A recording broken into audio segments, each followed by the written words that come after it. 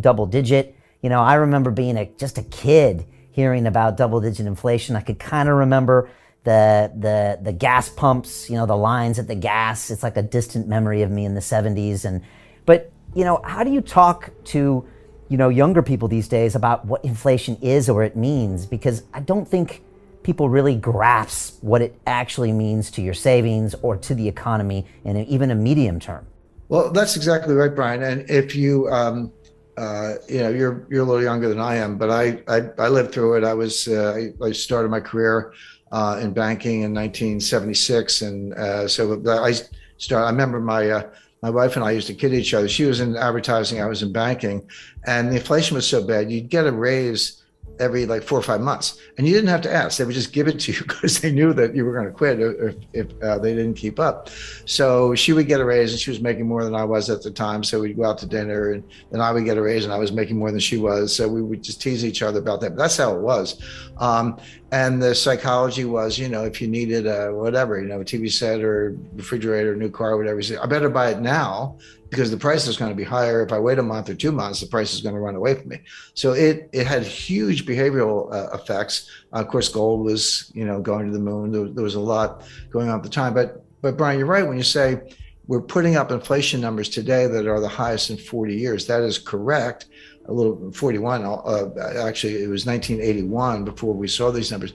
But I remind people, the inflation in 1981 was the end of a 10-year period of inflation. It wasn't the beginning. You say, oh, that has some inflation. Yeah, we did, but it had started. I mean, in some ways it started in 1968 and it really took off in 1974, 75.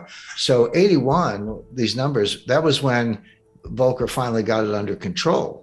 But you go back to 80, 70, between 77 and 81, so that 5-year period, the dollar lost 50% of its purchasing power, not 15, 50 in that 5-year stretch. So you were putting up numbers, 10%, 11%, 13% and higher year after year. Yeah, 1981, it was, 9 or 10, which is what they're comparing it to today. But that was on the downslope. It had been higher than that in 77, 78, and 79.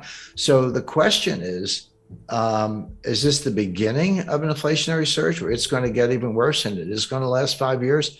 Or is it different than that? But keep that in mind, because the 40-year comparison, it is correct, but that was the tail end of an even worse episode.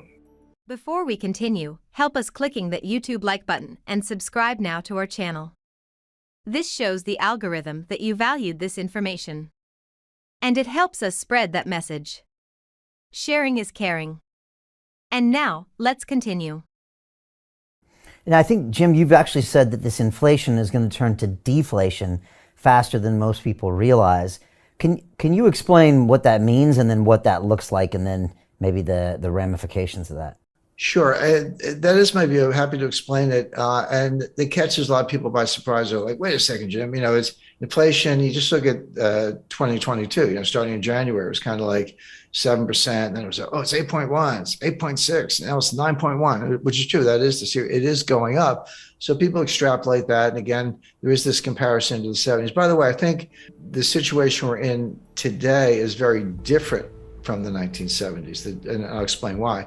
But let's explain why right now, because in the 70s, it was triggered from the supply side with first the Arab oil embargo in 1973 as a result of the 1973 Arab-Israeli war, and then the price tripled, but it went from like $2 to $6. Okay.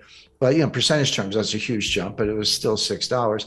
And then it got to 12. And then in 1979, you had a second oil embargo because of Iran and the Ayatollah and the revolution and the hostages and all that. And then it went from kind of 12 to 20. So oil went up by a factor of 10 in the course of the late 70s because there's two different embargoes. So that's coming from the supply side. But what happened was, the other source of inflation is on the demand side. So you have what's called cost push inflation.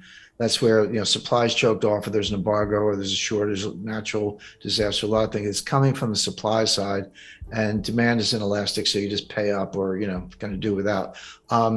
But the demand side is much more psychological. That's called demand pull inflation. That's when consumers behave the way I described. And as I say, I lived through the 70s, where, hey, I better buy it today, I better buy it now. You're pulling all this demand forward and bidding up prices because you're worried that it's going to get even worse.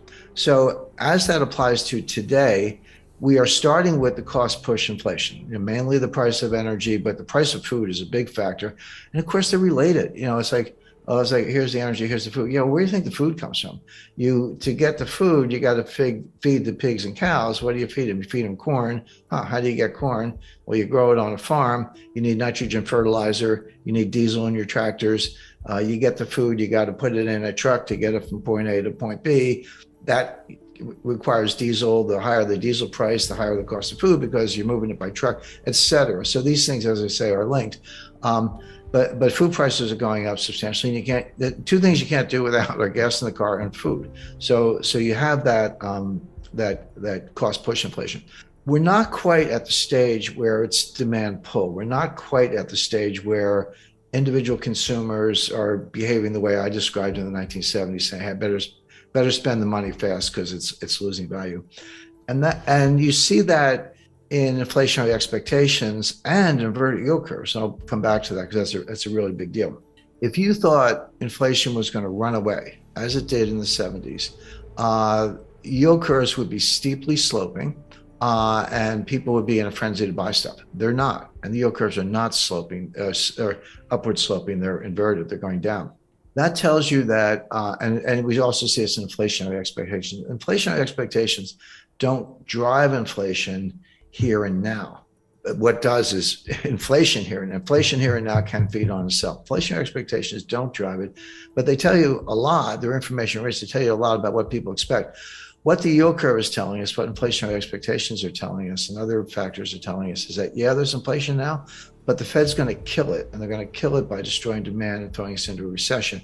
And here's where it gets interesting, because you could flip from this kind of inflation to disinflation or even deflation very quickly. And people are definitely not prepared for that. Well, I'm sorry, I shouldn't say that. Kind of everyday consumers are prepared for it. I'm not sure Wall Street and mainstream economists and policymakers are prepared for it. They're just extrapolating the inflation, saying, well, the Fed's going to kill it. Yeah, they might kill it, but at a price, at a very steep price. And consumers are really bracing for that. So, even Jay Powell said the soft landing is a myth.